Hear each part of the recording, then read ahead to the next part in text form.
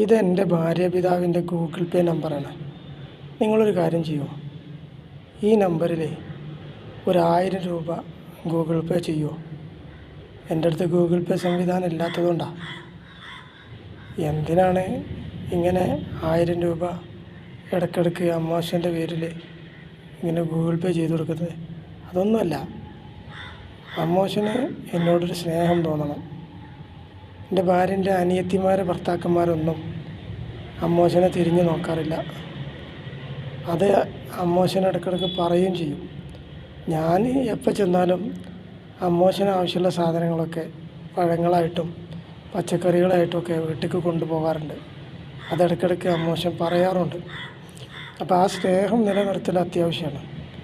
മാത്രമൊന്നുമല്ല, അമ്മോശന് കണ്ണായ സ്ഥലത്ത് ടൗണിൽ ഒരു 10 സെൻറ്റ് സ്ഥലമുണ്ട്. അപ്പോൾ ആ സ്ഥലം എങ്ങനെയെങ്കിലും എൻ്റെ പേരിലാക്കി കിട്ടണം, അല്ലെങ്കിൽ എൻ്റെ ഭാര്യൻ്റെ പേരിലാക്കി കിട്ടണം.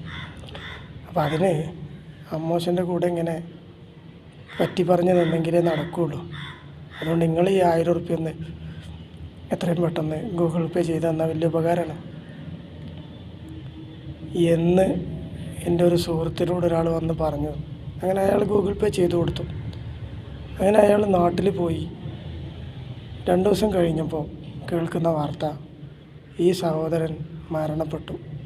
അമ്മോശൻ്റെ സ്വത്ത് കിട്ടണമെന്ന് ആഗ്രഹം പറഞ്ഞ, അതിനുവേണ്ടി അദ്ദേഹത്തെ സോപ്പിട്ട് കൂടെ നിർത്താമെന്ന് പറഞ്ഞ ആ സഹോദരൻ നേരം വെളുത്തപ്പോഴത്തേക്കും മരണപ്പെട്ടു പോയി. ഇത്രയൊക്കെ ഉള്ളൂ മനുഷ്യൻ്റെ അവസ്ഥ.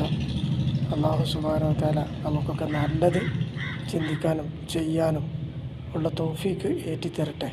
അസ്സലാമു അലൈക്കും വറഹ്മത്തുള്ളാഹി.